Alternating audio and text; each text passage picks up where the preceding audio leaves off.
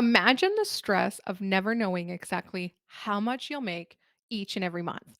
That's the reality for millions of people with irregular incomes. But what if I told you there's a way to manage your finances so you can live a stress free life, regardless of how unpredictable your income is? Hi, I'm Amber, today's host for the Debt Free Dad podcast, where we help normal, everyday people like you take control of your finances so you can live a happier, less stressful life. Let me tell you about a real estate agent. We're going to call him John. John loves his job. The thrill of closing a deal, the joy of helping families find their forever homes, and the flexibility of being his own boss. But there's a downside. His income is highly irregular. Some months, John might sell three houses and make a substantial amount of money, while other months, he might sell just one house or worse, none at all. This inconsistency made it incredibly challenging for John to budget, save, and plan for his future.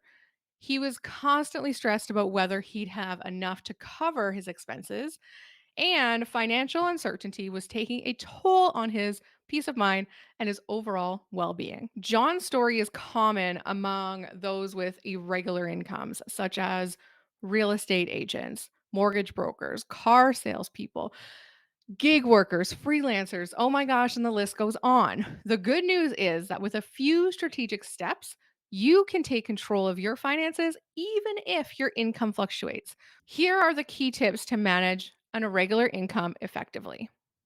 Number one, you want to determine your bare minimum budget. So you got to start by figuring out the absolute minimum amount you need to cover your essentials. This includes rent, mortgage, utilities, groceries, transportation, and any other non negotiable costs that you have. Number two, you want to give yourself a regular paycheck. So you're going to want to base this on the low wage average earnings that you expect. Set a regular paycheck for yourself. This will help create a sustainability and predictability in your finances. Number three, you're going to want to move extra money into savings. So, whenever you have a good month and earn more than your minimum budget, move the extra money into savings. This way, this will serve as a buffer for a business emergency as well as those lean months. And we're going to dive into that because the most important step, in my opinion, is number four, and that is to live on last month's income. Now, this is a game changer and where I want to focus the most.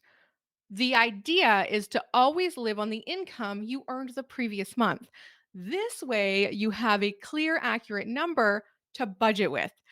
Setting this up, though, can be tough, but it's absolutely worth it. And here's how you can do it. First, you're going to set this up on a good month. So, you're going to want to try to set this up when you have a really good month or a few good months where you can take the extra earnings over and above what you need to pay for your essentials and put this into savings. Use this surplus to fund those expenses for an entire month. So, you want to build up the surplus that can fund your entire month's expenses, even a little bit of play money. Another way you could do this is to set this up during times where you receive an influx of money, maybe tax return time.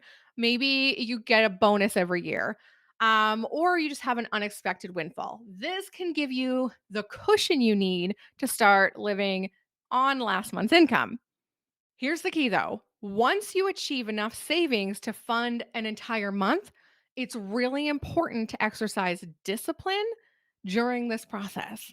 It might be tempting to dip into this money a little for non essential expenses. Remember that the goal is to create stability and reduce stress.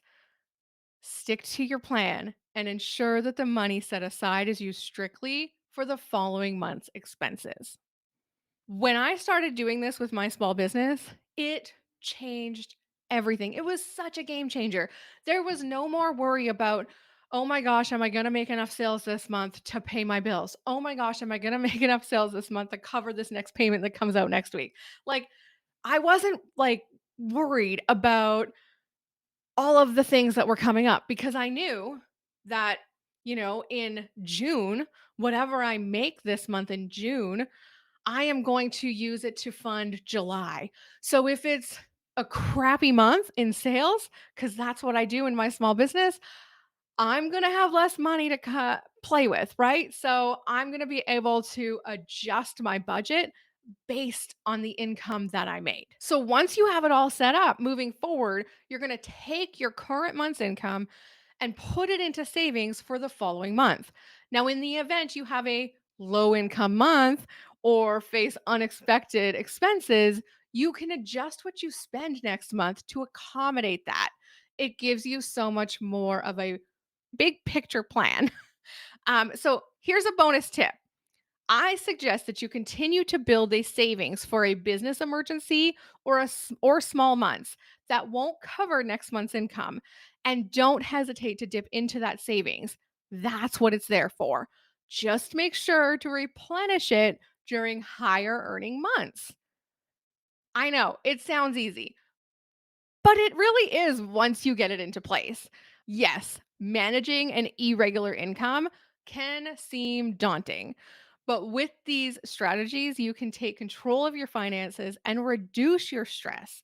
Remember, the key is consistency, discipline, and planning ahead.